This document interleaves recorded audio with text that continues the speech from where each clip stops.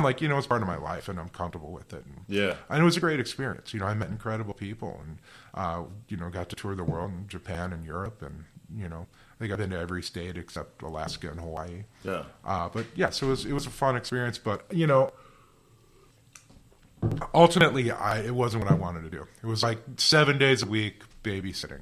Yeah, for sure. It's like, I need cold medicine. It's like, do you know how to go to the fucking store and get your own cold medicine? Shit like that,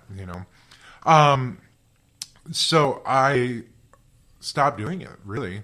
And did you just go back home for a little bit?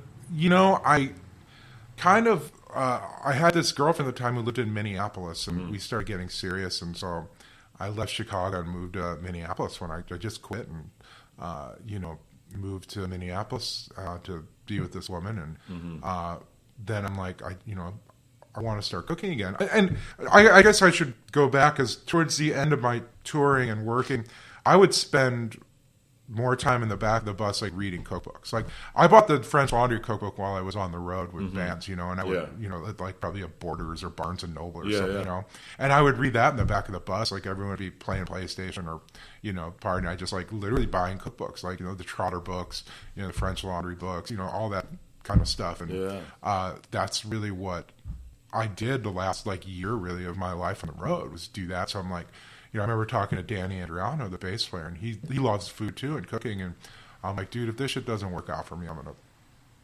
start cooking again, or, maybe go to culinary school or something. And, and then he quit. I stopped doing it. I'm like, all right, well, I better do it then. So I moved to Minneapolis, literally knocked on, me and my girlfriend had gone to a few restaurants, and I really liked this place called Ariga. And so I knocked on the back door on a Saturday, and it just so happened that they had lost a couple people, and he's like, "Yeah, come back at 4." You start today. Yes, pretty much. Yeah, Love that. it was an amazing experience. It was like food like I'd never really seen before, and people who were really excited and passionate about what they were doing and wanting to push the edge, and so just from there I was just kind of hooked. So I spent a couple of years there learning from Doug, and we had to. It was a good restaurant when it wanted to be, Sometimes I think sometimes he's still, to me, one of the best cooks I've ever met, but maybe sometimes he gave us a little too much freedom, which was good, maybe not good, like, I could see, you know what I mean? Like, I could see that. But, I learned a tremendous amount, and, kind of the whole ethos of like, it's really a lifestyle. It's not a job. You have to love this. You have to love it. You can't. You can't half-ass it. No. So, if you do, you'll know. Everyone exactly. knows. Everybody knows. So, that was really at Ariga was the true thing that really kind of planted this seed in my brain. Let me think. Where else? Keep going from there. Yeah, so, let's do it. The restaurant. In between, I spent a little time in 2006 at the French Laundry, so I just kind of moved out here, totally broke. Ariga, what year was that? That was, hold on, 2003, I think. 2003. So then you worked there from 2003 to 2006. These are very rough dates. Like probably 2003, 2006. Now, how'd you get the stars at the French Laundry? I called up Devin Nell. Okay. I just emailed, I think, and then, Devin set up a phone call with me, and then just started quizzing me on the book, and he's like, okay, you can come in. And, all right. So I spent about 4 or 5 months there. So did pay your just penance. Yeah, exactly.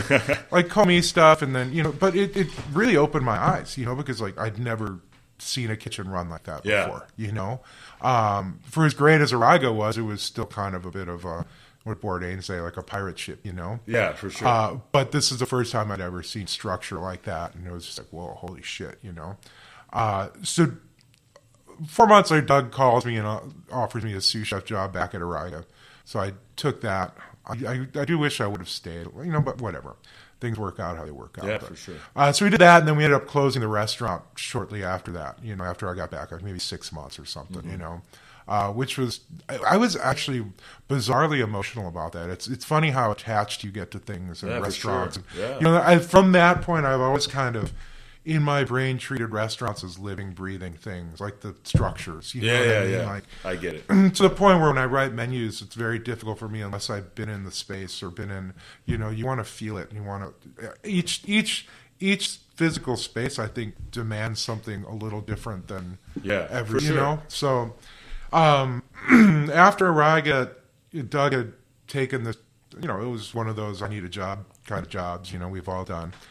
This place called Mission American Kitchen, which was kind of a big lunch place for like businessmen. It was right downtown. It was the former Aquavit space when Marcus had opened Aquavit in Minneapolis, and that closed. And so I went on as Doug sous chef there and pastry chef.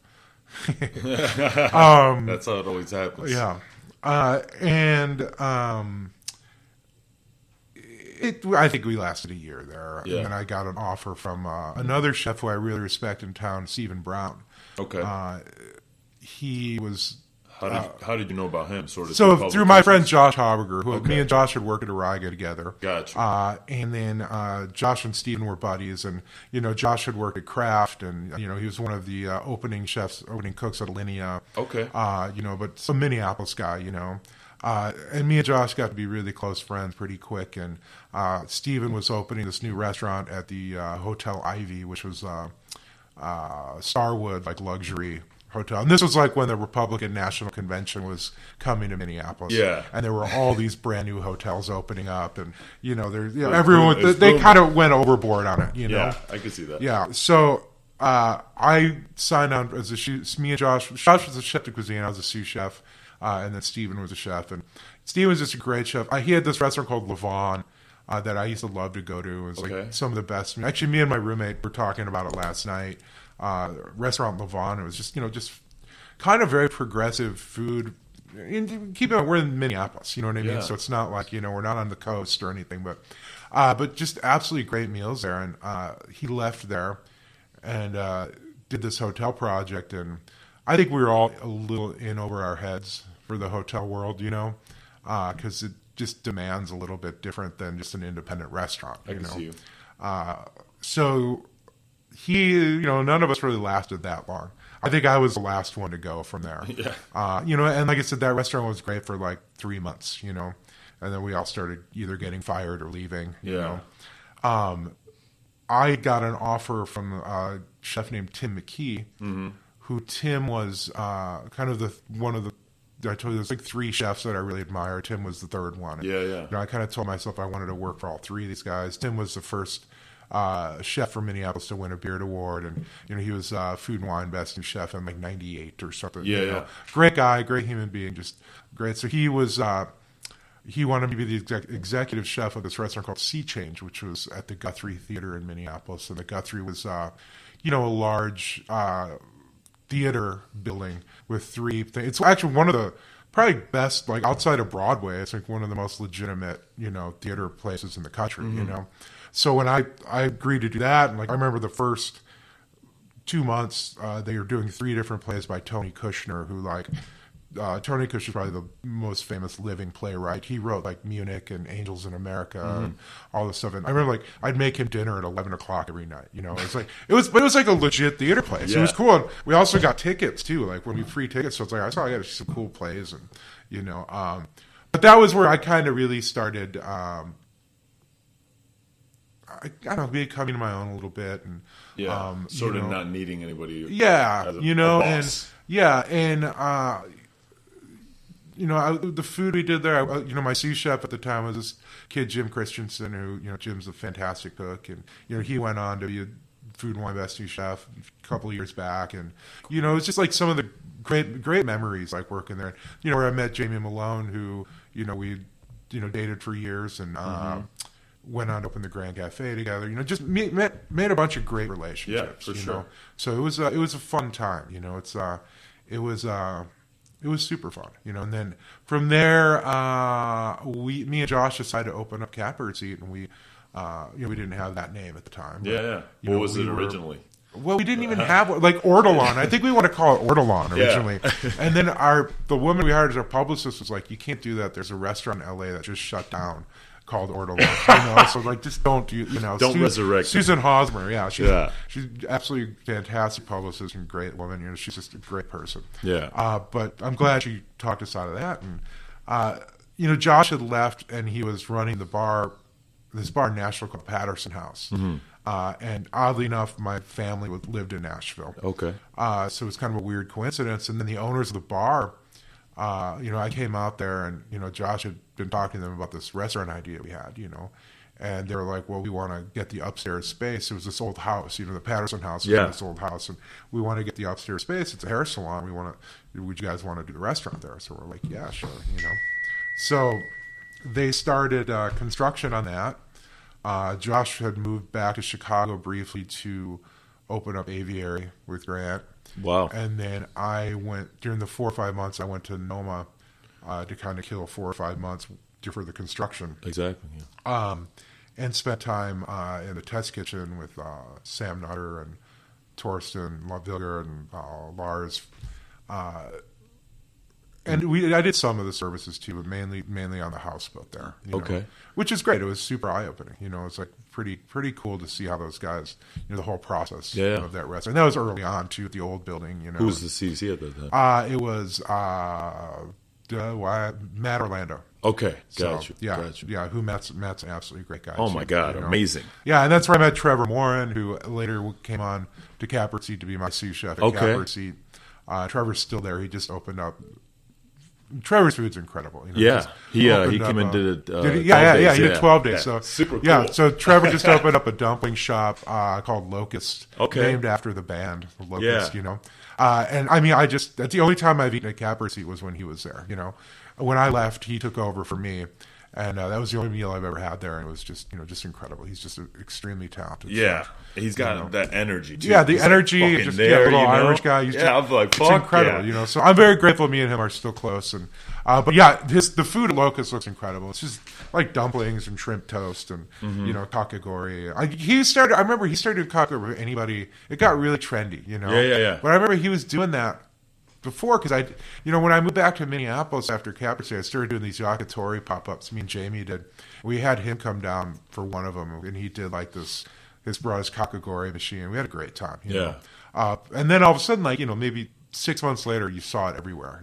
He had gone to Japan for like a month or something. That's where he saw it. But yeah, he's absolutely incredible. I love that kid. He's great. Yeah, I talked to him a little bit. Last time I talked to him was while I was on my trip, because I did this wild trip in February, and I just went every 3 days. I was in a different country. Oh, really? And awesome. he's like, what the fuck are you doing? Yeah, why don't you just stay in one place? A little bit. Exactly. Learn it a little more. Yeah. I mean, I had never been overseas, so I was like, I got 1 month. Oh, really? And I'm gonna hit at least the major cities for 3 days, and then whatever. But then, as I was leaving countries, they would close for COVID. Oof. So it was like I was leaving, and then I got back and was like shut down. So, have you ever been on a cruise before? Yes, I have. It's I love it. You loved it? I love it. Really? Holy shit. Dude, I went it's funny because when I talked to Chef about it, he's like, fuck cruises. Yes. And there's people that say, fuck cruises. They hate them, right? I'm one of those. For me, I'm like, just, look, I love wrestling, right? Yeah. All I have to do is like high school wrestling, or like professional fucking wrestling? WWE. Oh, right? really? Right? Yeah. So you and my dad would get along. Great. Yeah. So I have to suspend my disbelief, right, in order to enjoy it, right? Awesome. So I feel like when you go on a cruise, that's what you have to do. Yeah. You have to be like, I'm here, and I'm gonna be drunk the whole time, and that's it. Yeah. So we went. When you get. Why you hate him so much? After Catbird opened, you get me and Josh would get like a best new chef thing, and they offer these cruises for you. Like if you want to do culinary, it's free. It's like a 10-day cruise. Yeah, we didn't do it. I did not choose to do it because if honestly the restaurant is so small, it was like if we left, we had to shut down. You know, like if one of us was gone, we had to shut the whole place down. But after I left, and Jamie, who me and Jamie were dating, and she got the best new chef thing like a year or two later, and she got offered a cruise. So she's like, "Hey, you want to go on this cruise with me?" I'm like, "Sure," But it was fuck, man. It was miserable. It was some of the like you have to try real hard to make food taste that bad. Yeah, I like hear you. The first night we started on Barcelona, and like I love Barcelona. You know, I love Spain. You know, I bought all this like fucking stinky cheese and all this stuff. You know, and I brought